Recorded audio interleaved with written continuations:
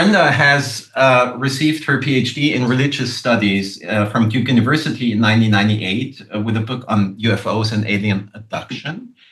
The book was published in 2001 as The Lure of the Edge: Scientific Passions, Religious Beliefs, and the Pursuit of UFOs. And it's dealing in the overlapping zone of the new religious movements that were eminent at the time and the UFO topic. Brenda has done something that we're struggling with 26 years ago in finding a epistemic position in discussing the thing that is not really integrated in science, but scientifically talking about that. In that sense, she's a real she's an avant-garde person, and maybe she has solved a lot of the issues that we're struggling with. And I must say that your PhD dissertation is the first object that has, the symbolics of academic appreciation, because it's a PhD on the topic. And whoever has not read that yet, I strongly urge you to do that, because it really is also a historical piece in itself. And when I read your abstract, Brenda, I was so curious because you were saying that this is about a chapter that this book couldn't have had at the time. And now, obviously, the time is right to maybe recapitulate, but also, integrate that in a different environment, intellectual environment. And with all that, the stage is yours, and we are going to be all ears, Brenda. Thank you for coming. Well, thank you very much for inviting me. I am honored and pleased to be here today, and I'm excited to be able to talk about one of my favorite subjects. I admit that I'm a little nervous because I haven't done any public speaking for a long time now, but I'm thrilled to be able to support the Society for UAP Studies in this way, and I hope you'll find what I have to say worthwhile. Because I'm old and forgetful, I have written my notes down, and if this sounds like it's being read to you, it is. Okay? Writing my dissertation 26 years ago did not allow me to give a complete picture of what I thought about UFOs personally, though I was often asked. The rules of academic discourse require dispassionate reporting and analysis, and if that analysis is too far off the expected norm, as a grad student, you dare not provide it. Heck, I couldn't even talk about Roswell without my dissertation advisor becoming alarmed because I sounded like a believer. And all I did was say it happened. Of course, my thoughts have developed since I wrote my dissertation, and I'm retired. So today I feel free to flaunt my biases and let my freak flag fly. Although perhaps a little freaky in places, this is an academically informed set of musings with full citations in the written version.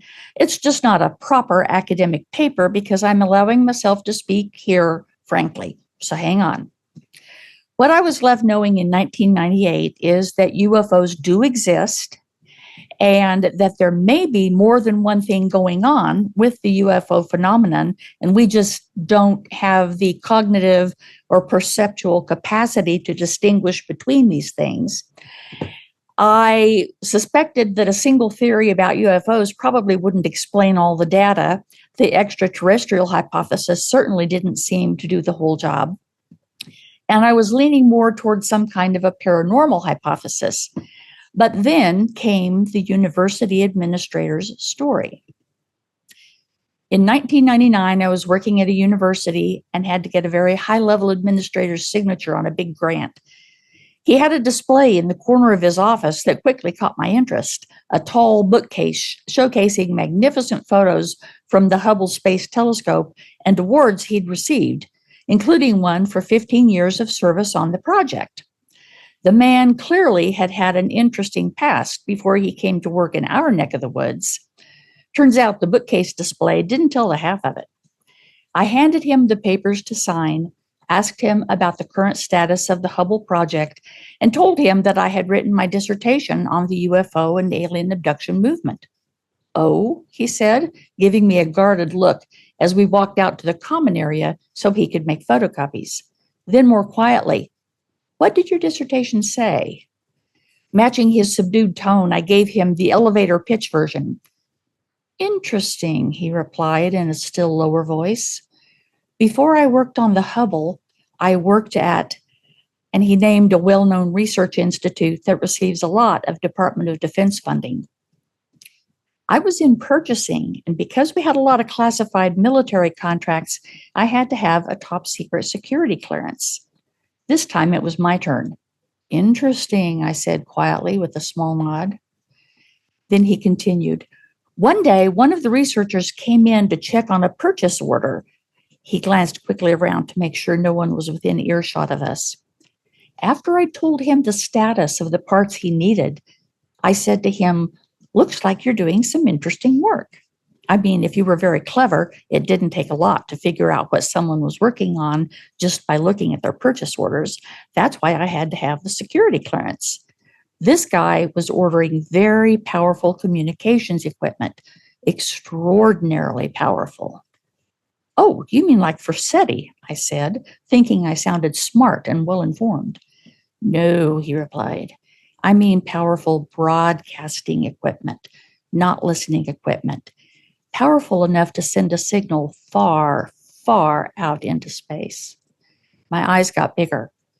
So, he went on with his story, this research guy fixes his eyes on me, holds his hand discreetly up to his chest, and raises a finger skyward and says, let's just say something's out there. I gave a silent gasp. You mean we've made contact with intelligent alien life? I whispered, wide-eyed. He just glanced my way and nodded slightly as he picked up his warm photocopies and gave me back my originals. I didn't know what to do with that. I've spent a number of years since then contemplating the ETH, the extraterrestrial hypothesis, and alternative ideas about what UFOs might be. In my more recent rooting around, I've gotten into a bit of the history on how the ETH became our default explanation for where UFOs come from, as well as what the problems are with that theory. But a discussion of the matter will add too much time to my talk, which is already long enough, so I'm going to let someone else cut to the chase for me.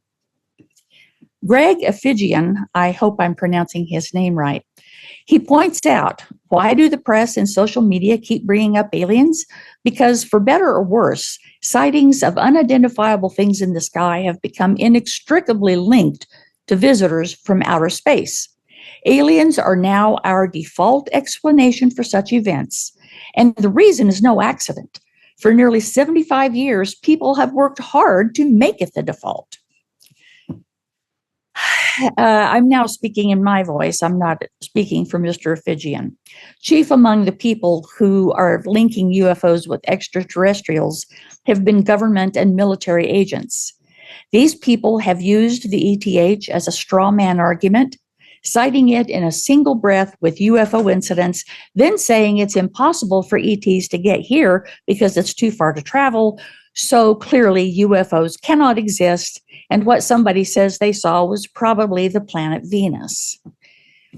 These guys have also helped to promote the idea of the ETH by serving as consultants for many mass media space sagas and by quietly encouraging a few hoaxers to continue spreading ET-related rumors. And finally, these guys have used the ETH as a tool in psychological warfare operations, which was recommended in military memoranda dated as early as 1949 and 1950. The evidence indicates that the recommendation was put into action. In addition to all of this, the ETH also fails to account for a number of features of UFO behavior.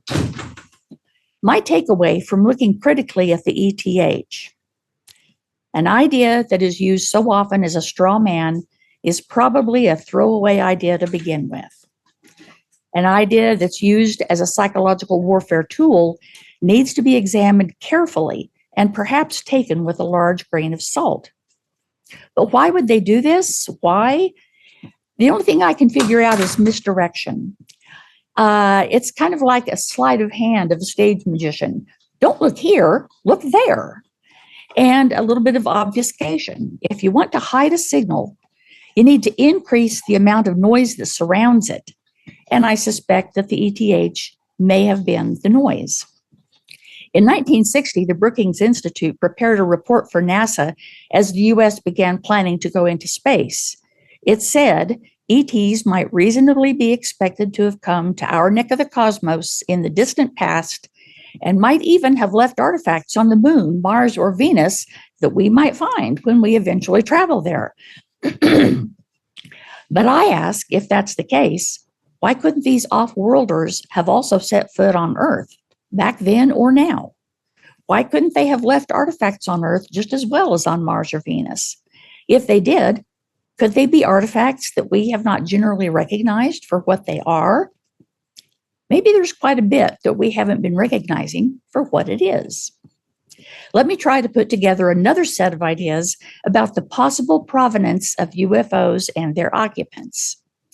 If the government seems to be more than a little evasive and manipulative when it comes to dealing with the subject of UFOs, the phenomenon in and of itself seems to be pretty much a carnival funhouse in its own right. The craft can go faster and fly higher than any technology we've had on Earth for the past 70 years, seeming to deliberately toy with our airborne jets. They go from sea to air and back again seamlessly, so even if we could go as fast as they do, we might not be able to follow them. They execute maneuvers that defy the laws of physics as we know them and would pulverize a human body. They change direction on a dime, disappear instantly into thin air, or sail with impunity into the sides of solid mountains. They change shape and color before our eyes.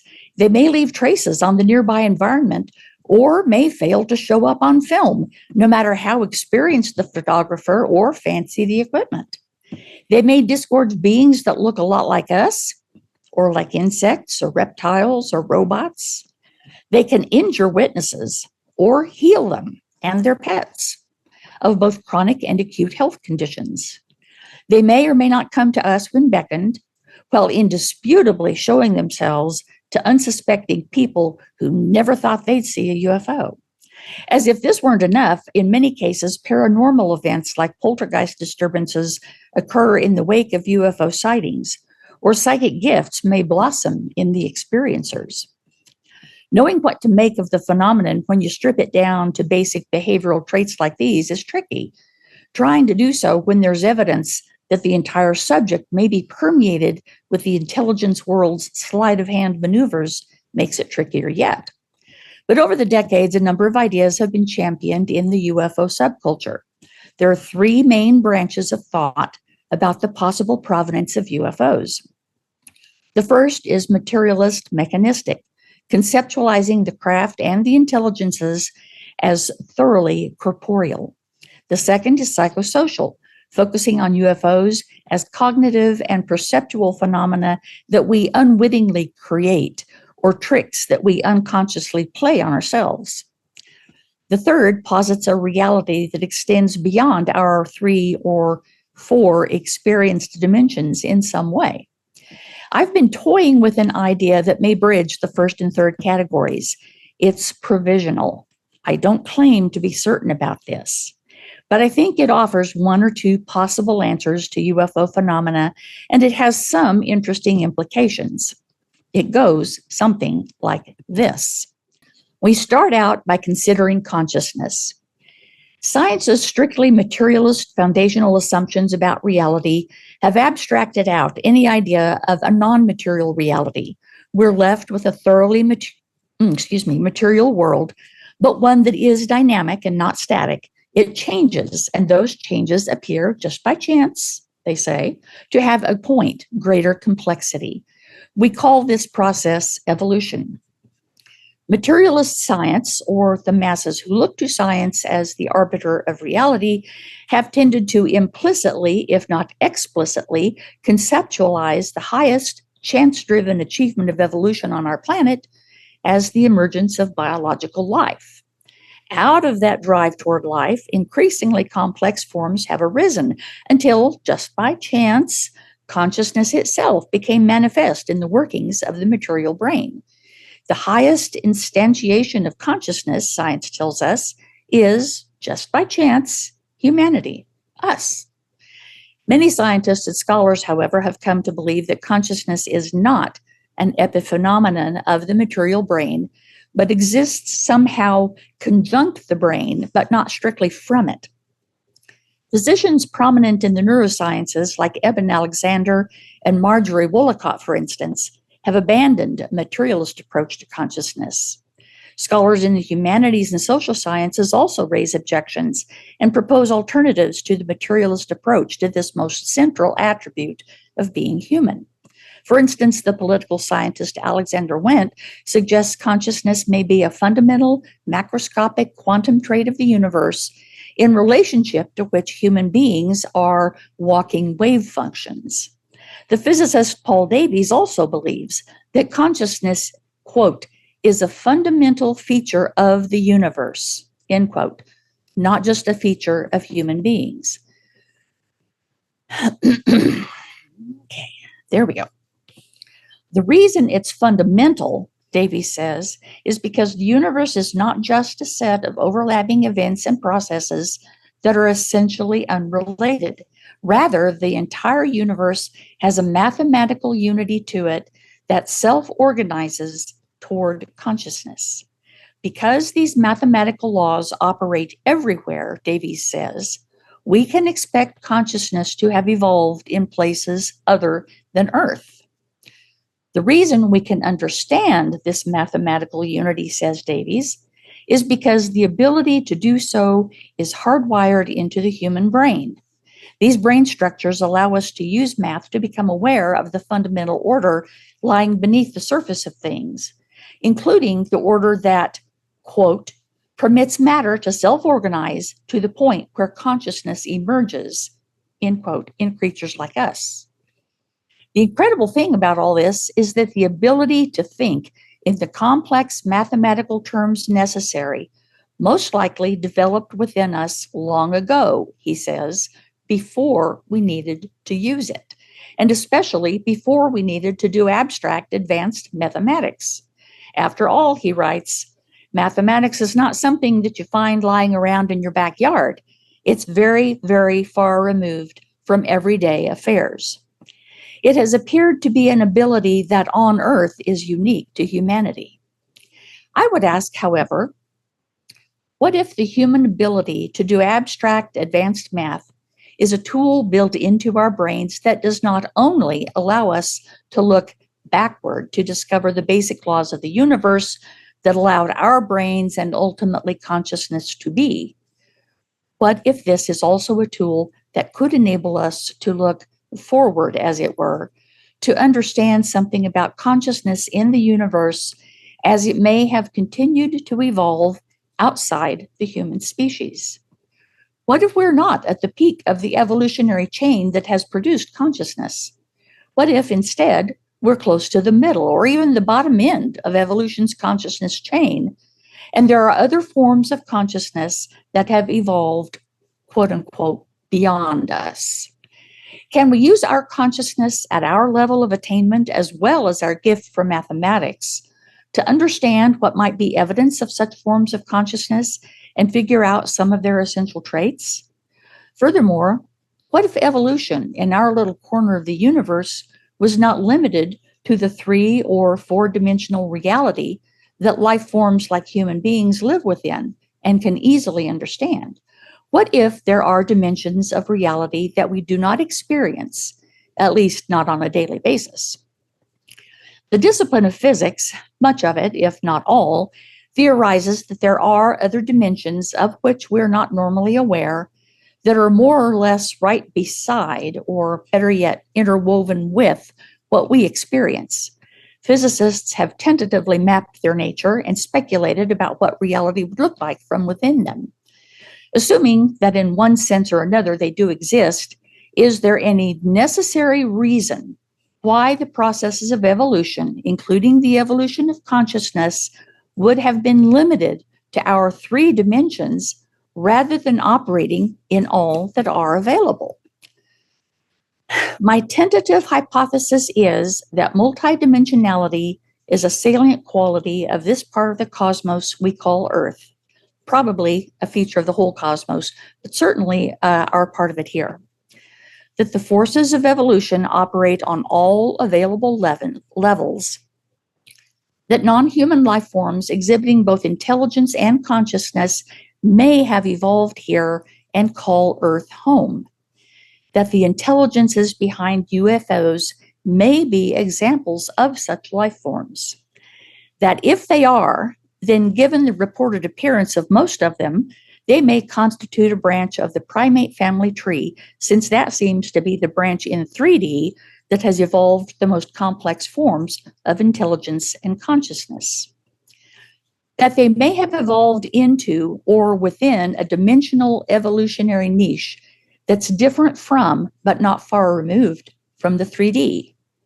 That just as there are multiple kinds of 3D life on Earth with varying morphologies and kinds and levels of intelligence, so there may be multiple kinds of beyond 3D life on Earth. That because they co-inhabit this planet with us, we have interacted with these life forms and come to know them by various names over the millennia. And in some cases, we have formed close relationships with them. UFOs and possibly the non-human intelligences, or NHIs, that have been described by other names throughout history might be explained by all of the above. Knowledge of their existence is something that was held before the Enlightenment, expunged by the ascendancy of rigid materialism as the default worldview behind science, nevertheless clung to and preserved both by indigenous cultures and by experiencers of the anomalous around the world, and is just beginning to be reimagined. The UFO subculture has been at the forefront of that reimagining. The US government seems to be trying to catch up with popular opinion, as well as with the New York Times and the Washington Post, with its recent admission that UFOs are real after all, though there has been some careful hedging about of that admission subsequently.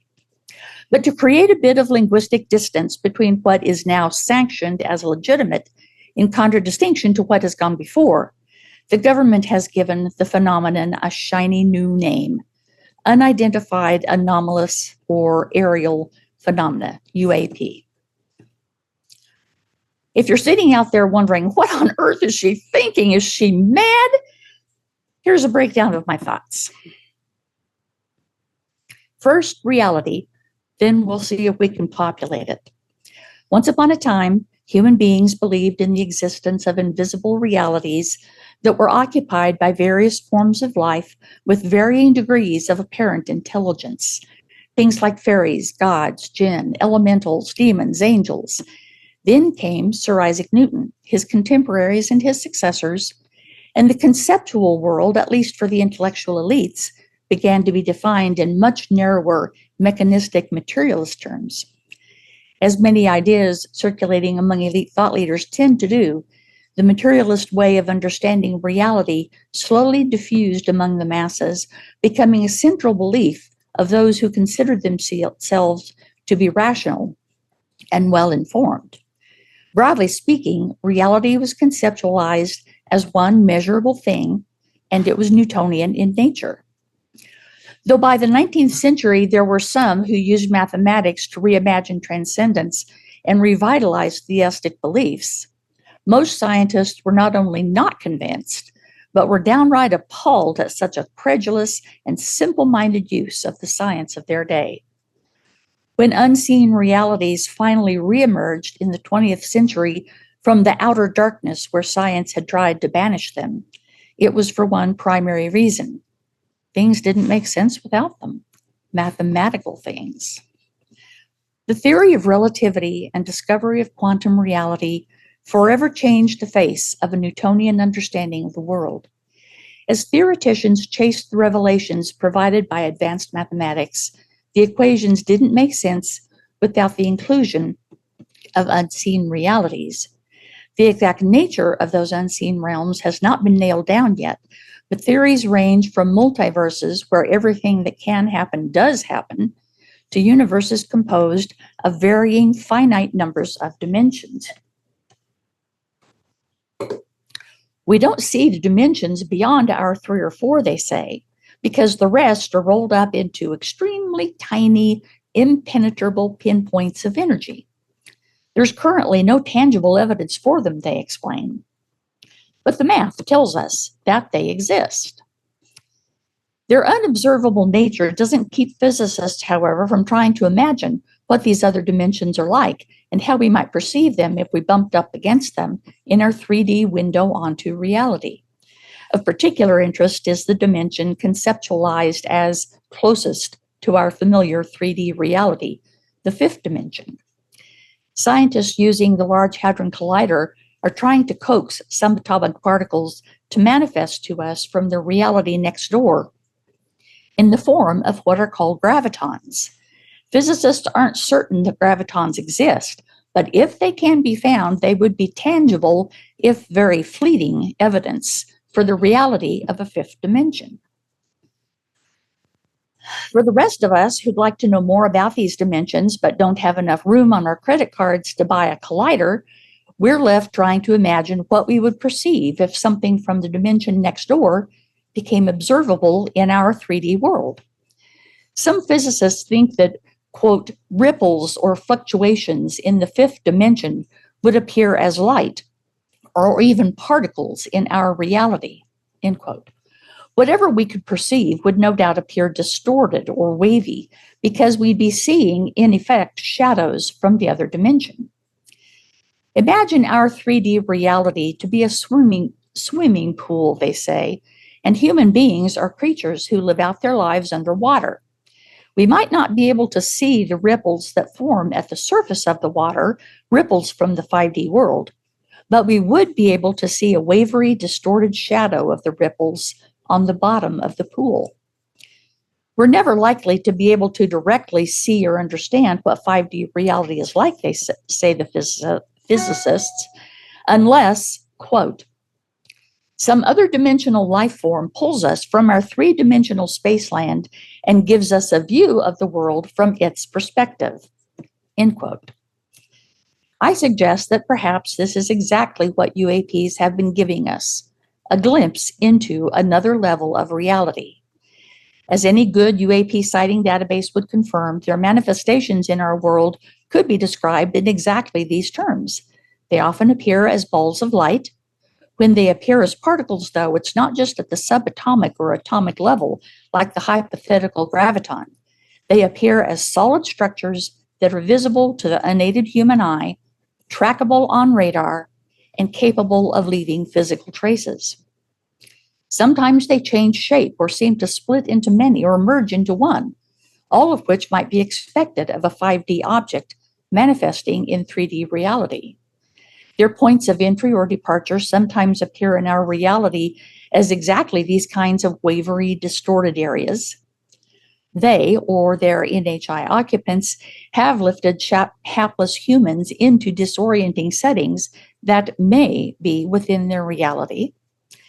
As Leslie Kane has observed, UAPs operate as if they were outside the boundaries of our physical world, but in it at the same time. Perhaps it's because they are.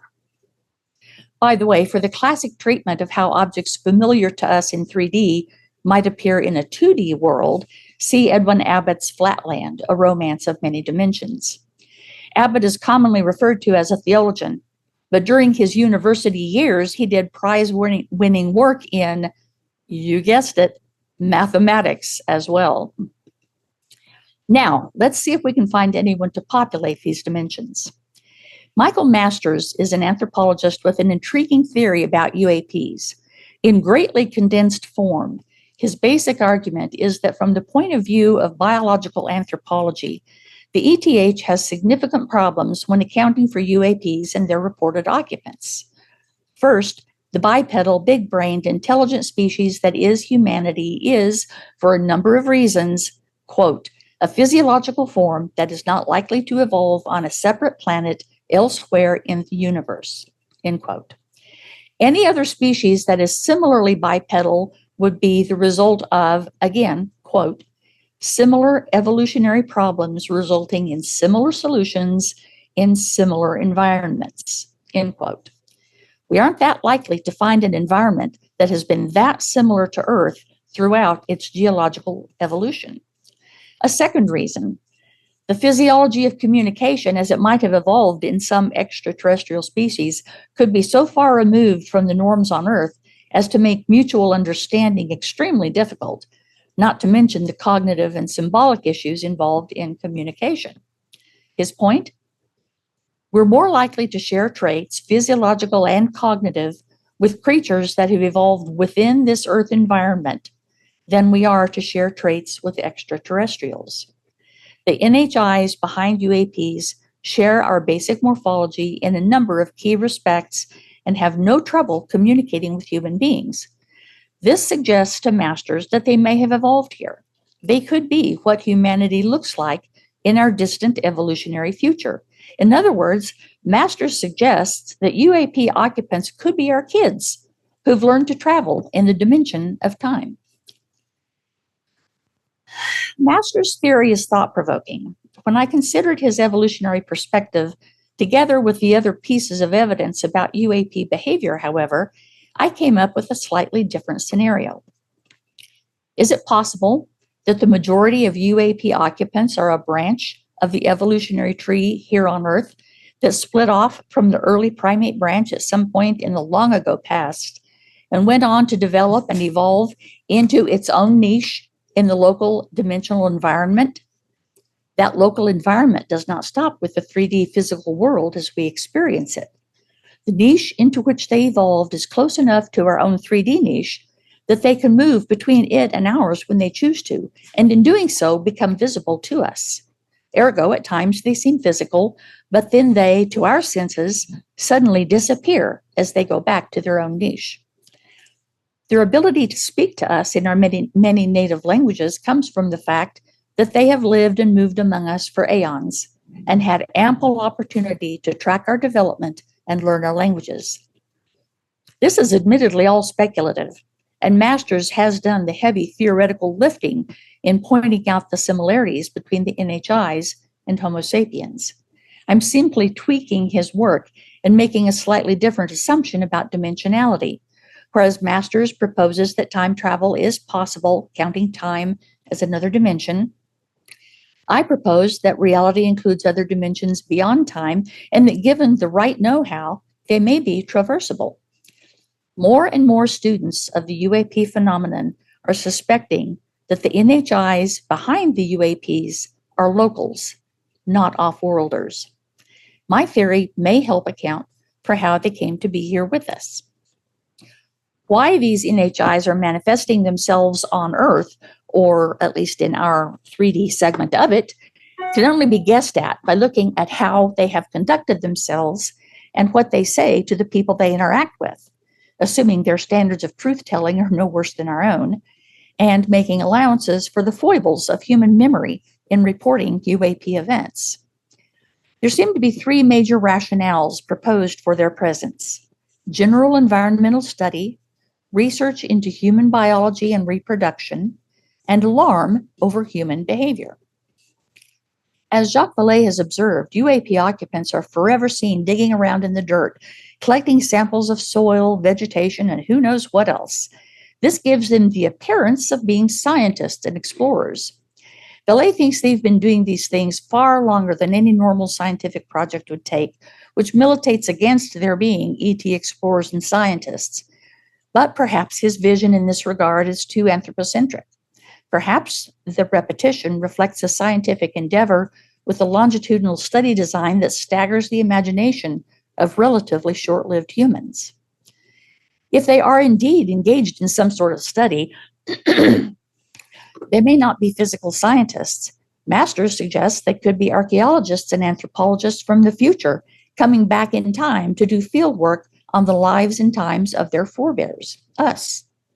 Or perhaps I would suggest they could be engaged in a field of scientific endeavor that humanity has yet to define for itself, so their actions seem nonsensical to us. Or as a friend has suggested, perhaps they're gathering samples as part of a terraforming project on some other planet. In truth, however, I tend to side with Vallée. The nature of this repetitive activity makes me wonder if it's all just a show, a part of the choreography of their manifesting themselves to us in non-threatening ways and thereby helping us learn to accept their presence. According to the Native American informants of social scientist R.D. Six-Killer Clark, their traditions say that NHIs they identify as ancestors have been doing these kinds of things on Earth for thousands of years. The NHIs who abducted Nebraska police officer Herbert Schirmer in 1967 told him they were engaged in a slow reveal campaign to prepare the way for eventual open contact. They purposely contacted people at random, they said, so as not to reveal too much of a pattern. They want to keep us confused, so we won't get too upset as we gradually get used to them being here. In other words, they said, you should believe in us some, but not too much. They also seem to have a fascination with human reproduction. Betty and Barney Hill were famously subjected to procedures during their 1961 abduction that seemed to have had something to do with their reproductive systems. Indeed, the NHIs seen by Schirmer told him that they had a breeding analysis program and had been observing Earth for a long time. In the era of the abductees, biological reproductive manipulations became one of the defining features of close encounters.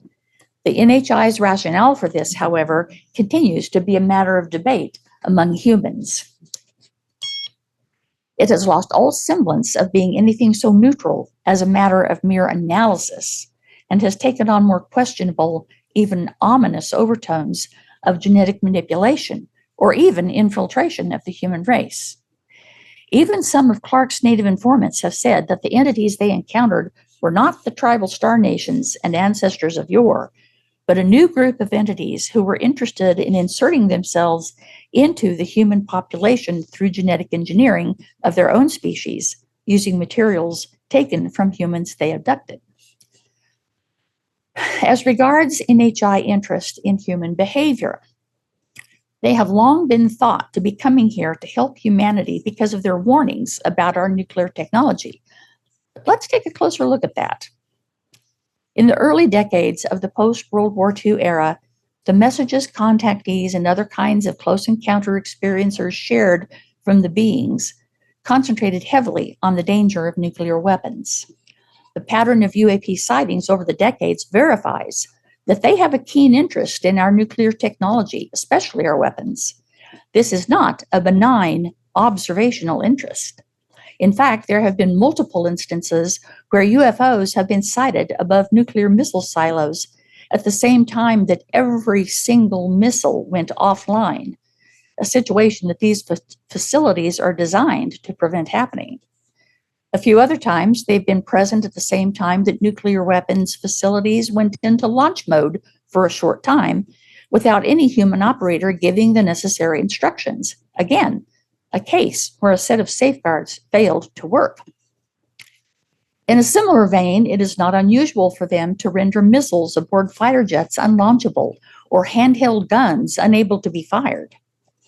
I think this is a key to understanding who they are and why they're seen so often. It's not that from some distant vantage point in space, they saw us explode a nuclear device and came on over to investigate and caution us. Rather, the issue is that they live here in these close cosmic environs with us, and our nuclear capability is a threat to their existence, not just our own. In one sense, these NHIs and their interest in us are nothing new. UAPs and various types of non-material entities have featured in human history, mythic history at the very least, for quite a long time. In another sense, however, there is something new about what's happening with UAPs today because there's something new about us. Within 1 month in 1945, humanity exploded 3 nuclear devices, Alamogordo, Hiroshima, and Nagasaki, in a wartime setting.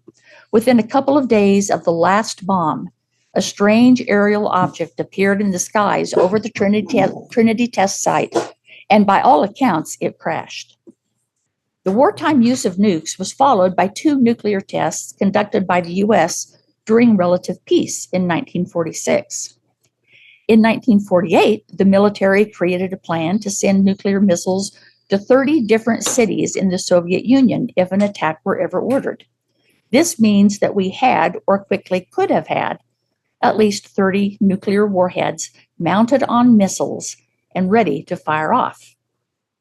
By December of that same year, UAPs were being seen regularly near the Los Alamos National Laboratory and the Sandia Base in Albuquerque, where our nuclear technology had been developed. Note that while UAPs have a track record of shutting down nuclear missile silos, shooting down test rockets, and even disabling less powerful weapons, they did not anticipate Hiroshima and Nagasaki and prevent that carnage. They did not prevent us from using nuclear weapons to commit violence. Did they not know in advance that we had such bombs or that we planned to use them? It's hard to know. After we had demonstrated both possession and intent, however, they seemed to take notice. If your next door neighbor was storing 10 tons to 50 megatons of TNT on their property, and if you knew they were prone to react to a lot of things with fear and violence, wouldn't you be a little concerned too? Are they really here to try to save us from ourselves? Are they an altruistic lot when all is said and done? Maybe. But note the areas of interest that they seem to focus upon. In more recent decades, as the nuclear threat has diminished somewhat, they've begun to focus their comments to experiencers on environmental degradation. Their profession of this new global interest is not supported by their behavior, however. While they're still seen surprisingly often at nuclear sites, they aren't reported hovering very often near toxin-laden Superfund sites on land or near the floating garbage islands in the Pacific Ocean. I would also note that the NHIs never seem to comment on other concerns that are also of concern to humanity, like hunger in both technological and developing nations, or the risks and benefits of artificial intelligence, or any one of a number of other things. Instead, they comment almost exclusively on those issues that, if they share this earth with us, conceivably might directly impact their own lives. For the first time in history, human beings have the capability to impact our shared environment in massively negative ways, and this matters to them. Unlike the whales and sparrows and prairie dogs and all other forms of life in our 3D world that cannot advocate for their own preservation by trying to get humans to adjust their behaviors, the NHIs associated with UAPs can self-advocate and apparently do. Maybe the reason we see them as often as we do is because they're patrolling the neighborhood to try to make sure humanity doesn't turn it into a wasteland. There have been numerous theories about the ways in which UAP entities might have interacted with humanity down through history, from ancient history to today. One set of theories is that they were involved in the biological evolution of Homo sapiens. Another set explains the creation of great monuments and temples as aided by, if not the direct result of, extraterrestrial knowledge and technology. Most of these theories have been discounted as giving too little credit to the natural processes of evolution and to the growing ingenuity and talent of our species over time. However, the ideas are sticky. They persist in the UAP community and seem to percolate into the thinking of more and more people as time goes on, with suitable adjustments in terms of just who our proposed benefactors were. I would like to think about one important aspect of human life in the context of our living within a multidimensional neighborhood cosmos with intelligent beings populating it, our religious beliefs and behaviors. In October 2017, a foreign object was discovered traveling through our solar system. As astronomers worldwide rushed to figure out what it was before it disappeared back into the depths of space, they found that it defied the laws of physics governing the movement of things like asteroids and comets. It was, some suspected, a technological rather than a natural thing, a mechanical stand-in for our first confirmed interstellar visitors. The many conversations that have ensued about this wanderer, quote, often veer into the religious, says Avi Loeb, a professor of astronomy at Harvard University who was involved in the discovery. It's not an unusual reaction to encounters with an unexpected other that fall outside the parameters of the known. In 1973, the chair of the physics department at Southeast Missouri State, Harley Rutledge, assembled equipment and a college-educated team of observers to track and try to explain away a series of UAP sightings that had been occurring in the area. It was the first scientific field study of its kind, and the findings were not at all what everyone expected. His first unmistakable encounter with a UAP left him in awe. And he writes, "A great wave of excitement overwhelmed me. Never had I experienced such exhilaration. UFOs really exist, and I was an eyewitness." Later that night, I slowly succumbed to sleep, believing that my life would never be the same. For more than a year, as I approached that particular episode during public lectures, I had difficulty dealing with the emotion it stirred. Even now, the impact of the experience may surface without warning. As the immediate psychological impact wore off, Rutledge thought about what had happened. And he writes, "More was involved than the measurement of physical properties of UFOs by dispassionate observers. A relationship, a cognizance between us and the UFO intelligence evolved. A game was played. In this project, we dealt with an intelligence equal to or greater than that of man. In my opinion, this additional consideration is more important than the measurements or establishing that the phenomenon exists. This facet of the UFO phenomenon perturbed me as much as the advanced technology we observed. It is a facet I cannot really fathom, and I've thought about it every day for more than 7 years." As Loeb noted, reactions to encounters with NHI, whether in person or via finding what may be artifacts, often go beyond simple awe and veer into frank religiosity. Reactions in the modern era of UAPs have ranged from mass revival of religious fervor in communist countries, which did not please the authorities there, to personal feelings of having been touched by something sacred, which is most often what happens, to fears of having encountered something demonic, which does also happen on occasion. Interestingly enough, even Kenneth Arnold, whose 1947 sighting initiated the modern age of UAPs, experienced a series of odd, paranormal-type events both during and after his sighting, events that he did not mention in public at the time. As his thoughts about all of these things developed, he came to feel that his UAP sighting was essentially a spiritual experience. It's a well-worn observation nowadays that any sufficiently advanced technology might look like something supernatural to an observer lacking a similar level of scientific know-how. The result of such encounters is to awaken a fundamental religious impulse within us. When that impulse is triggered, we don't tend to theorize about transcendence, but to worship it. Even the modern scientific mind, astronomer Avi Loeb says, can see, quote, a good approximation to God, end quote, in such situations. The reasons for this appear to be rooted in our biology. The human brain is apparently hardwired to need gods, or at least to respond to certain kinds of stimuli as if they were gods, according to Newberg, Dakili, and Rouse in their book, Why God Won't Go Away. The center of sensitivity to these triggers is in the limbic system, the oldest part of the brain. This important neural nexus was present even in Neanderthals and is part of the evidence that they too likely had some kind of propensity to feel transcendence and respond with some form of worship when confronted with triggering events. If the NHIs behind UAPs have been around our cosmic neighborhood for as far back as we can remember, which is what the historical record suggests, it would make sense that close encounters with them might have triggered our forebears just as they trigger us today, and could ultimately have led to the growth of not only mythic stories about non-human creatures like fairies, jinn, and elementals, but also religious traditions about gods, devils, and angels. This means that the field of religious studies, as well as folklore, likely has a strong role to play in advancing our understanding of the intelligences behind UAPs. Religion is a worldwide, pan-historical phenomenon.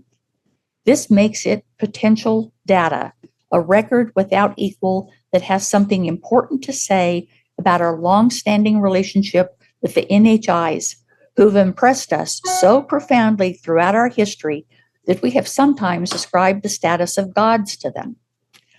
But I'm not advocating for a religious studies focused as usual, though that has wisdom to offer. Typically, the study of religion proceeds along two broad paths. The first is the traditional one, theological, and the acquirer stands within a religious tradition and studies it as an authoritative pronouncement about what a deity wants and how humans ought therefore to behave. It's based in a fundamental attitude of worship toward the deity. The second path of study is a more recent development, socio-historical.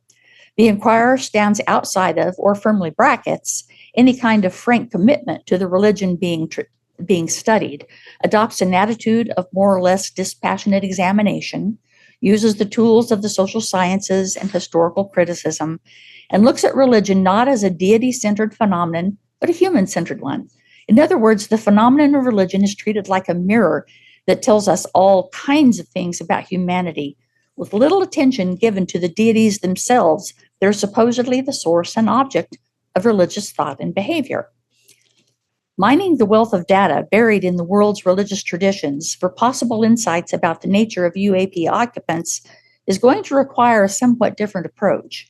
It will mean studying the gods themselves for the first time as active actors on the world stage, not as remote and mostly silent presences that are the object of human activity. It will mean using the methods of the social sciences, the physical sciences, and the critical scholarship of the humanities. It will mean putting under the metaphorical microscope the NHIs that our hardwiring has led us to conceptualize as deities and who still strike us with awe today. It will mean looking at their interactions with humanity in much the same way that we look at political, economic, and cultural interactions between, say, ancient city-states in the Middle East. It will mean treating them first and foremost as active agents throughout human history, not just as mirrors into which we look to understand, console, or regulate ourselves. Let me make myself a bit clearer. If we studied whales the way we have so far studied God or the gods, we would study traditions about whales, devise belief systems that invoke whales as a reason for how things are or should be, perform rituals to honor or appease whales, build monuments to reify our relationship to them, but not actually know them very well in their actual there-ness as active actors in the world. Or alternatively, we would study how the idea of whales has been shaped by human culture and thinking, or how wars have been fought and humans have behaved and continue to behave in the name of whales, or the role of beliefs about whales and practices invoking whales in the rise of commerce in human society, etc., etc., etc. We would know little to nothing about the unique nature of whales' skin or anatomy, how they live and move through a medium that we can only visit, how they organize their social life, if any, how they communicate with each other, exactly where in the vast oceans are the areas they call home, if any, how they propagate and care for their young, assuming such exist, how they fit into the larger ecology of reality. We would know little to nothing about them as and for themselves, and mostly know about them only as a mirror of ourselves in one sense or another. These kinds of approaches create a giant lacuna in our knowledge about beings that we have almost certainly encountered in our species past and taken to be gods or messengers of the gods. We can change this. In our religious traditions, we have more information about the NHIs that share our planet with us than just what we've been able to gather in the last 75 years, or possibly even what we will be able to gather in the next 75 years. And we need to make use of it. In our species' childhood, these entities manifested to us, and I suspect that at least some of the time, we took them to be gods.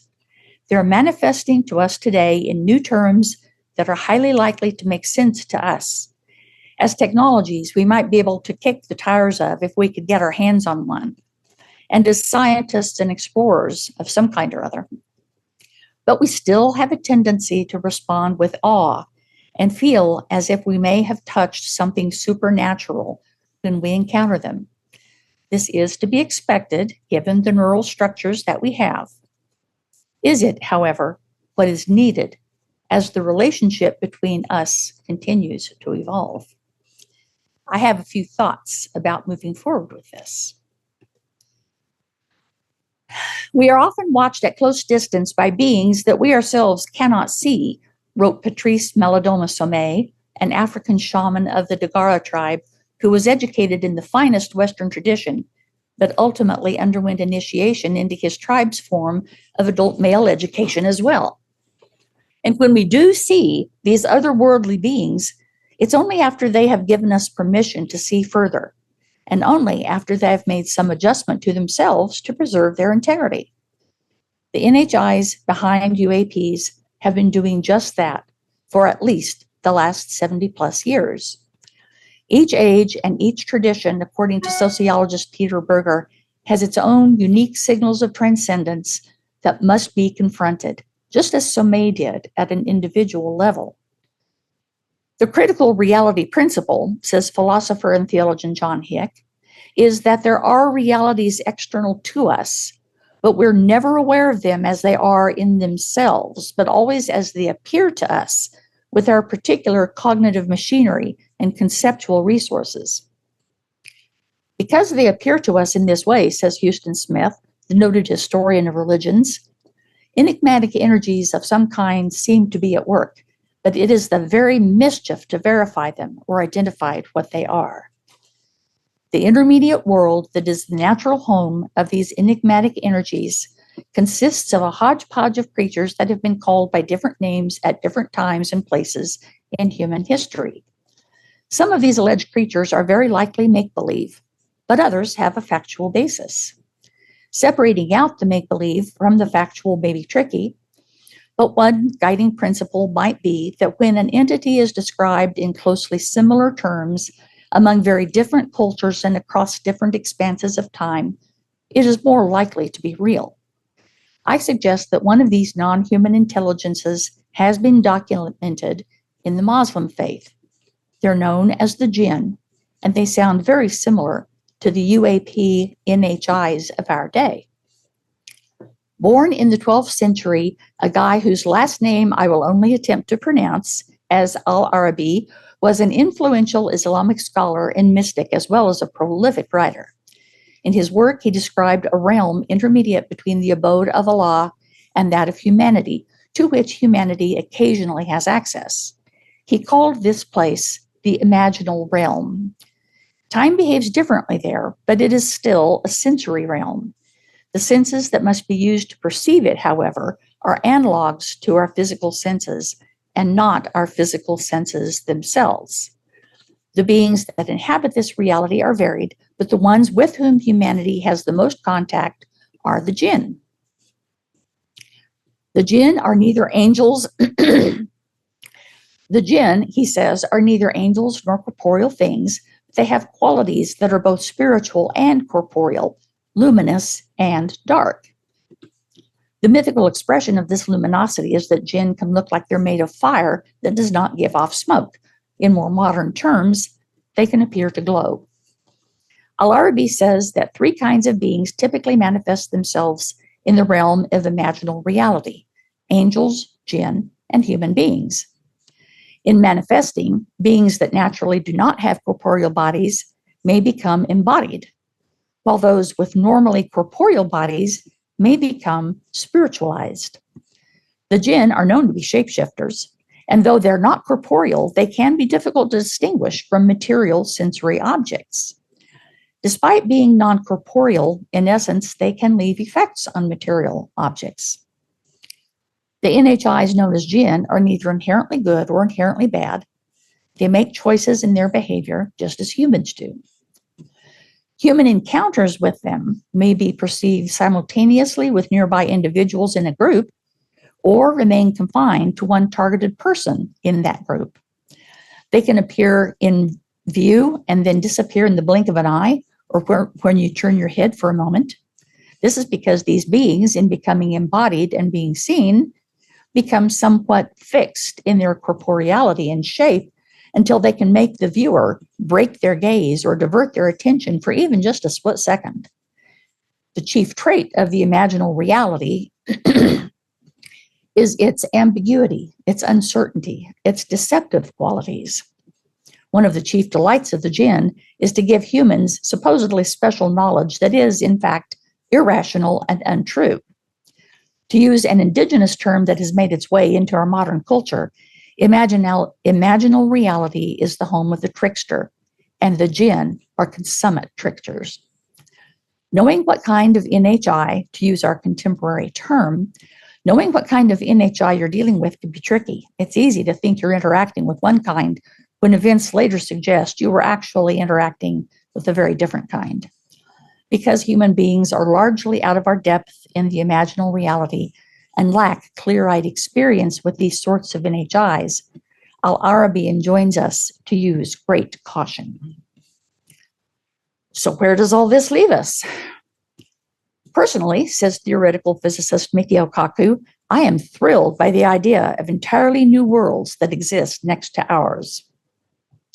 Whether we want to conceptualize them as other dimensions or multiple alternate universes, that can be ironed out in time by our mathematical adepts.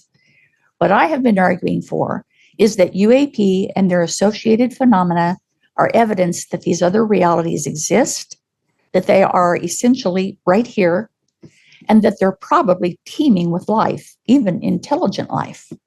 Which brings me back to the ETH and the idea that more than one thing may be going on with UAPs. Could I be wrong? There is that conversation I had with the university administrator, after all. What if there is intelligent extraterrestrial life that has been visiting Earth? It could happen, you know, and I agree that there's a greater than 0% chance that it's already happening. How much greater is a matter for debate. But if it is happening, how do we know that what drew the ETs here was Homo sapiens? What if it was this other nearby reality and its NHIs that the ETs wanted to establish contact with instead, not us? What if making contact with humanity is the ET version of an African camera safari? Or better yet, what if making contact with us is their own version of having an in-the-wild petting zoo?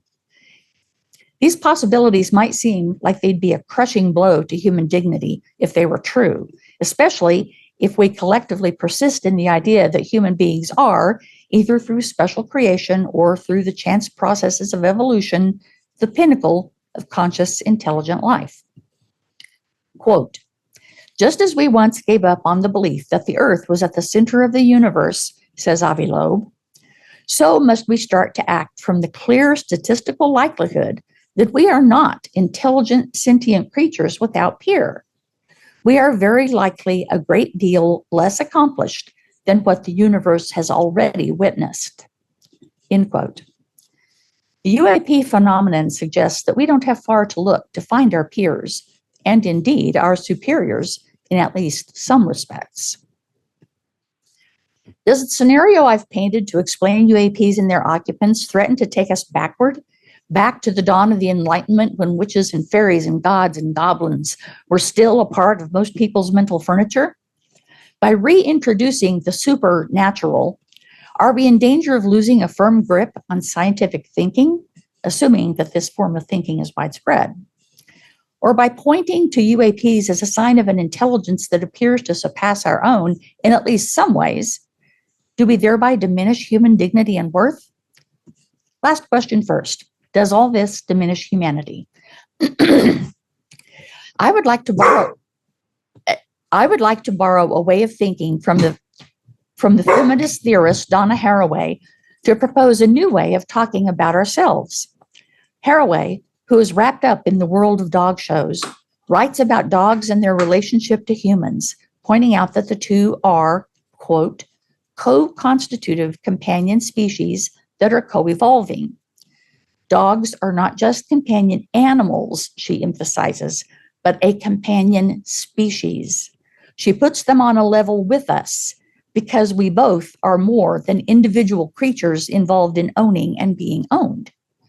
We are each members of a whole species wrapped up in a co-creative companionship that is, she believes, quote, the rule in evolution, not the exception. I would like to take her insight to freaky new heights and propose that human beings and the NHIs behind UAPs are companion species too. In his legendary Book of the Damned, Charles Fort mused that it's possible the human race is the property of someone else. If so, we may be property in a way similar to the way dogs are property to us. In other words, it's not an incidental relationship. It is profoundly consequential to both the NHIs and us. It is a part of what constitutes each of us as a species. We have co-evolved. We are companions of each other. And like all good companions, we and the NHIs, to quote Donna Haraway, are training each other in acts of communication we barely understand.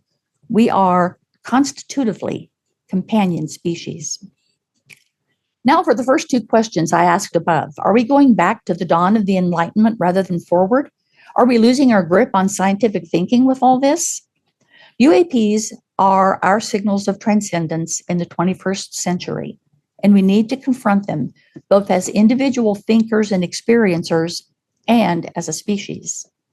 If acknowledging not just their current presence, but their historical existence threatens to take us back to a pre-Enlightenment time, to a world before the ascendancy of materialism and the expulsion of the gods and elementals and angels and fairies and jinn and demons and spirits, if it threatens to take us back to a quasi-medieval populated cosmos, so be it. Why? Because we keep on bumping into all of these kinds of things, and the materialist worldview is not doing justice to our lived experience. Philosopher Kimberly Ingalls writes, the full scope of the way that UAP appear and are experienced in the life world are ultimately not fully knowable through the world as conceived in the sciences. I am aware of the reasons we must be careful with relying only on eyewitness testimony, but this does not mean that we completely give up on the individual lived experiences as providing access to knowledge and truth. We must, in my view, transcend the idea that the world as known through our instruments is more real or more true than the world as we experience it. Again, my voice now. There are some dangers in doing this. In an age when political and religious fundamentalisms, heavily tinged with authoritarianism, are oozing out of the darkest places of the human unconscious worldwide, simultaneously having other parts of our collective consciousness trying to open up to reality in this way can be dicey. But it's also, in my opinion, the only authentic path forward. As Somé said, opening up to a larger reality will be, as all encounters with the imaginal are, deeply transformational. So the authentic study of UAPs and their NHIs, I believe, will take us back to the beginning of the materialist age and the rise of science, where we have much work to do. The Western presumption of materialism, says John Hick, is only an assumption, and it is challenged by many signals of transcendence in the universe. It is entirely rational and sane to regard the religious experience of humanity not simply as imaginative projection, but as a range of responses involving the imagination to an ultimate reality that is both within us and beyond us. UAPs are one source of contact with a reality that appears to be beyond our everyday experience of the material world and triggers a response in us that points us toward understanding reality in more expansive terms. Going back to a place and time in our collective thinking where we could contemplate our modern signals of transcendence will mean going back to the beginning of the materialist age and the rise of a science with materialism as one of its foundational premises. This doesn't mean abandoning science or scientific modes of thought. It does mean rethinking some of the foundational assumptions of science and tweaking them, learning to integrate how we think about and approach various kinds of phenomena. Quote, you must be used to changing modes of awareness depending on what task you're being asked to perform, writes Sommet. You must be alert to the way in which you're looking at things and know at any time the place from which you're looking at them. We need to learn to do this without shielding our eyes from things that are inconvenient, disorienting, or even frightening to see. We need to take it slowly, proceed carefully, and know, as the poet T.S. Eliot said, we shall not cease from exploration. And the end of all our exploring will be to arrive where we started and know the place for the first time. Thank you. Brenda, thank you so much. Oh, can you still hear me? Yes, I can hear you. Okay. Thank you so much for something that was so wide and from so many perspectives, integrating discussions that have been going on for decades, and coming up with a solution that is very courageous. And even though I can judge not just a part of it, before I say too much, I would like to open the discussion. And I start with the first person that I see on the screen. That's Matthew. The order. Yeah, that's Matthew Tsidakis. So please, Matthew. Hi, thank you for a very thought-provoking talk. I have lots of questions, so I'll limit myself to only one and maybe come back later if others run out. So my question is, so you spoke about, if I understood you correctly, you spoke of consciousness as potentially being more of a spectrum than binary. And then you spoke of mathematics. I was wondering, would you agree that mathematical ability may also be a spectrum? So, for example, there could be some sort of non-human intelligence that, they've at the age of whatever 5 Earth years, 5 human years, they're doing calculus already, and they look at humans doing arithmetic and be like, oh, isn't that cute? Just like when we look at, for example, chimpanzees, whom we've taught to count to 10 in integers. So do you think math can also be a spectrum? Right. Yeah. It makes logical sense to think that could be. We have no way of knowing until we have investigated the UFO phenomena in more depth. But I agree that sounds very plausible. It's kind of like the gorilla, who's the Coco, the gorilla that they taught to speak. And not to speak verbally, but to use signs. And everybody says, oh, isn't that cute? Yeah, well, we may be the gorilla, All right. Thank you so much. The next is Mark Elowitz, please. Yes, I just have a couple of really quick comments. A lot early on in the talk, you were talking about artifacts left in somewhere in the solar system, and that they would leave it on Earth. Well, I'm wondering that maybe they thought aliens would think that, well, if we leave an artifact on Earth over too long a time span, it might degrade to the point where we wouldn't recognize it. So leaving it on an airless body like the moon or some other airless body in the solar system would be more optimal, giving us a better chance of finding it because of the preservation aspects of that. And it's a good point. Then my second thing was that people are always saying that, oh, they can't visit Earth because the problem, it's too far to travel and all that. It's impossible according to the physics and stuff. But that's not necessarily true. You don't need to invoke wormholes or Albuquerque drive. If you have a sufficient relativistic traveling vehicle, because of time dilation, they may only age months, and you can actually cross the whole galaxy in a matter of 22 years only, just going 60% speed of light and stuff. But yeah, that makes sense. That makes sense to me. I've had a lot of trouble with the way in which human capability is taken to be the yardstick for what is possible. Yes, yes. And all we can say, I think, all we can say for certain is, to the best of our knowledge at the present moment, we would be unable, and it would be unable for anyone to cross the universe. But, it's certainly impossible for us. We think that might be universal, but we're not sure. We don't know. Right. And then you were saying they were possibly from our future, right?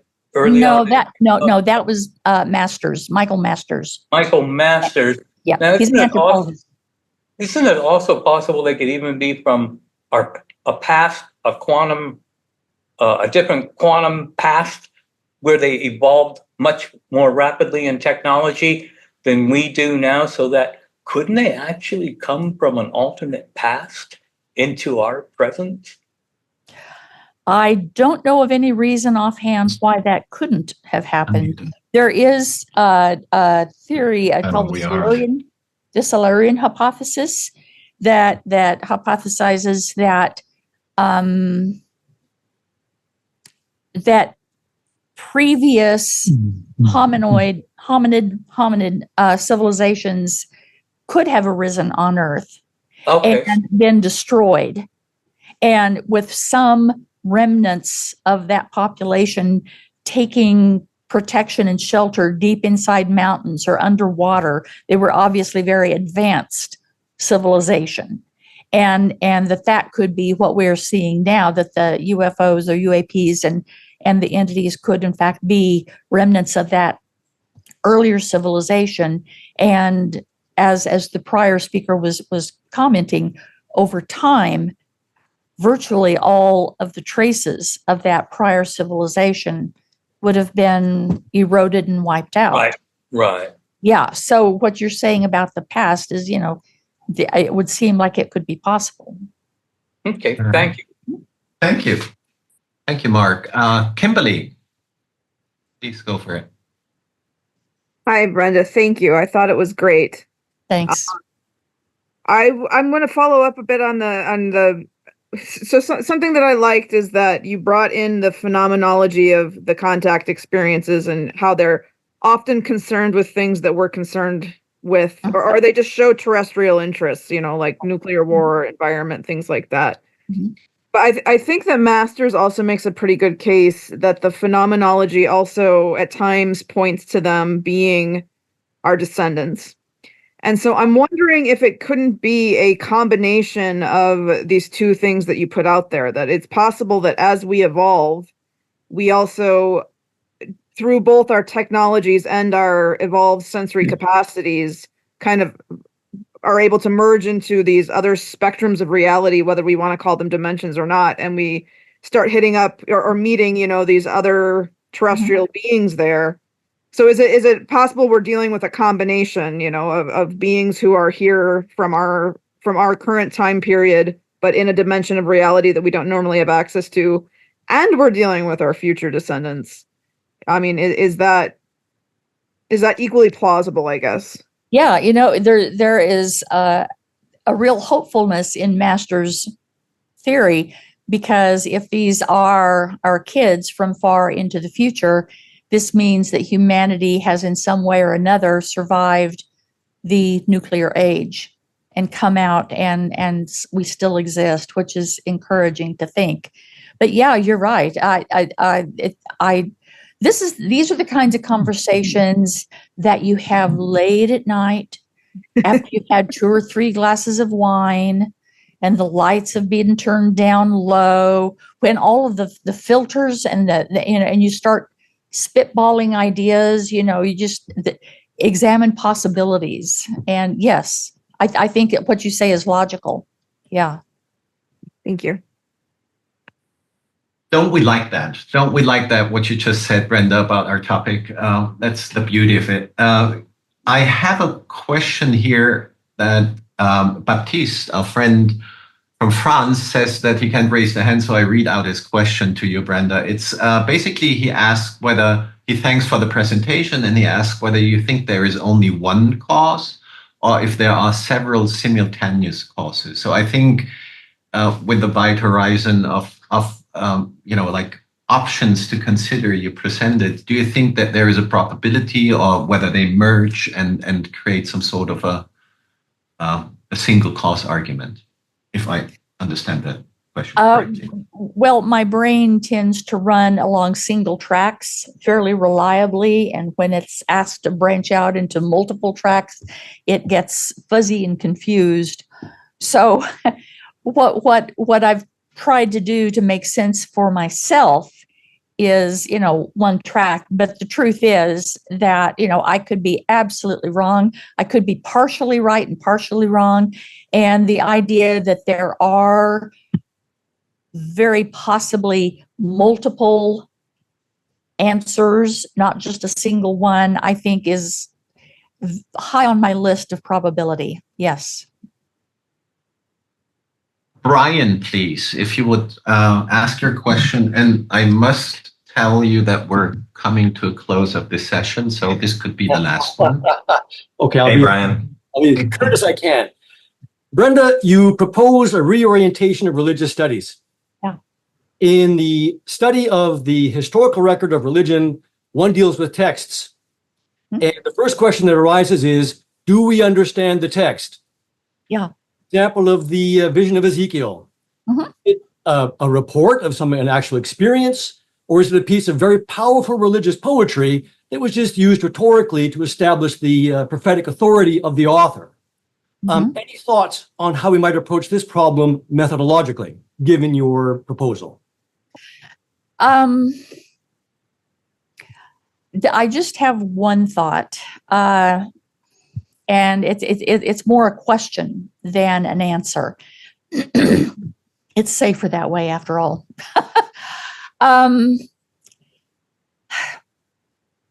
Right. I want to understand more fully the role of imaginative writing in antiquity. Writing, the ability to write, the ability to have access to the tools with which to write, where it was fairly limited. And if you have limited skill and limited access to tools, are you going to waste now apparently you did. I mean, there's the Psalms. Somebody wrote down a whole bunch of poetry in the Psalms. So, yeah, people did. But how much of your cultural capital in terms of literacy are you going to spend in writing down things that things that are fanciful, things that are poetic, things that are, and I don't know the answer, but that would be my question, is why do we think it's fanciful? Why do we think it's not true? Well, I'm saying it's rhetorical. Pardon? I'm saying it's rhetorical. For example, in the Old Testament, when the prophet says, the word of the Lord came to me, we can either take that at face value in a fundamentalist way, or we can read it with a slightly more refined interpretation by saying, look, that's the sort of thing you say as a formula to establish your prophetic authority. So it's not being fanciful. It's rather to establish a certain authority, to have a certain effect. It's and that's, to speak as a literary critic, rhetorical. It's a hermeneutic.